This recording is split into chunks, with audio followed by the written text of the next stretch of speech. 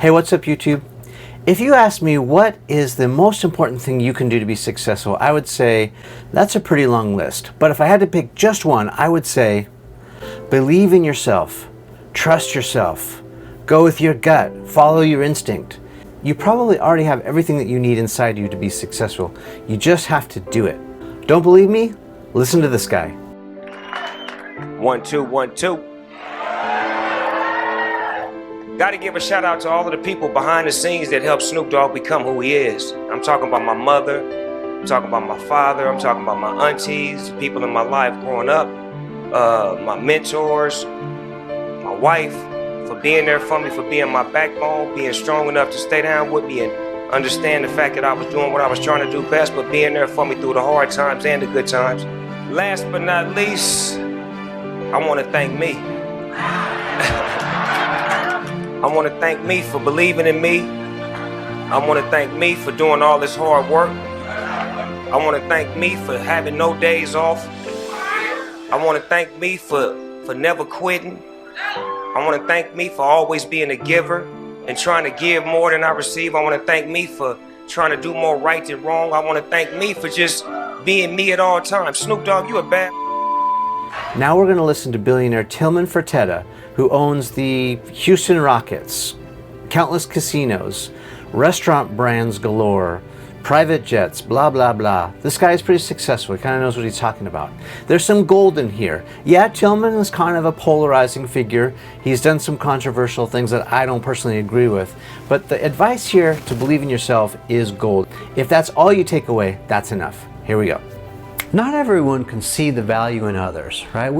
Maybe we know ourselves, what we're capable of, but let's face it, we get judged most of the time by what we've already done. Totally. And so therein lies the problem. It's like, I feel capable of this, and I'm being judged or, put in this little box.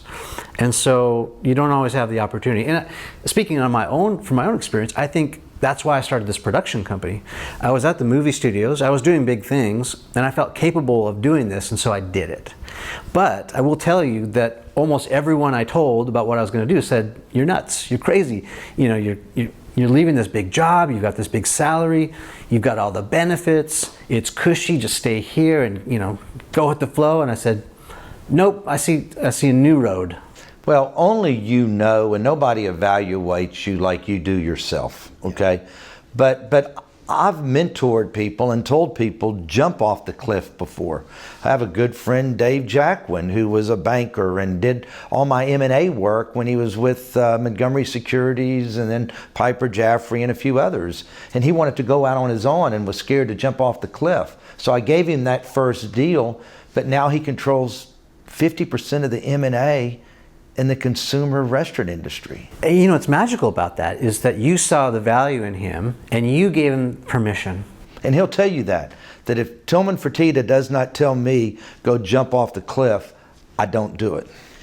I love that. My question is, what do you do if it's the opposite? If you feel capable of doing it, but the boss says, there's no way you're going to succeed. You're going to fail. You're going to jump and you're going to jump to your death. Well, that's the boss not wanting to lose you, so obviously they see a lot in you because they don't want to lose you.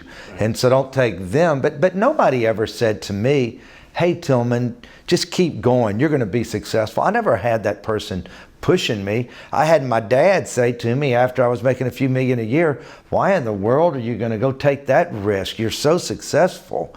You're making $3-4 million a year." I don't remember what the number was.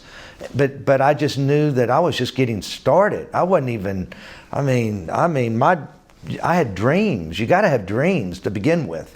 I think, Tilman, what you're saying is you really have to be careful of the source. Because if I'm not mistaken, your dad was in the restaurant business. He had a restaurant, yes. Right? And he was successful, yes. in his world. Yes. But you had a whole different vision. Totally. And so if you would have taken his context, based on his upbringing and his track record, you probably could have kept on going at his level. But you said, "No, I have a different vision, and I think I can succeed far beyond, what we've already done here," right? It's all vision. It's all what you think you can succeed, but it's also what you're made of. all of us are made differently. And it's such an important thing that you're saying. It's so important. I want to just make sure we underscore it. It's because I think a lot of people take the advice of people that they trust and they love, but it might be wrong. Usually is. It depends though, right? If that person, is encouraging, like you encourage that your colleague to go for it, that's the good side of it. But you have to take that context or take that advice into context and make sure that you consider the source of the person. What's their background? What biases do they have? Before we just start taking blanket advice like you should do this or you should not do this. Agree or disagree? Totally agree. But at the same time, it still always comes back to you. And you have to know if you're getting there or you don't. The problem is nobody tells anybody, darling, you keep singing, don't worry about getting a job. I know you're a waitress, but you keep doing that because you're going to get a break and you're going to win a Grammy singing in a couple of years. Or you know what? Don't worry about that waitress job. You're going to win an Oscar one day. Yeah. Oh, Tilman, go ahead and open up another restaurant. There's a lot of people that started with one restaurant that are on the Forbes 400.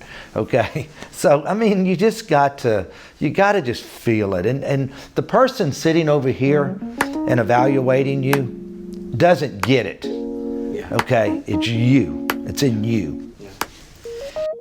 We were just sitting back, chopping it up, reminiscing about the good old days and all that. Tracking my roots.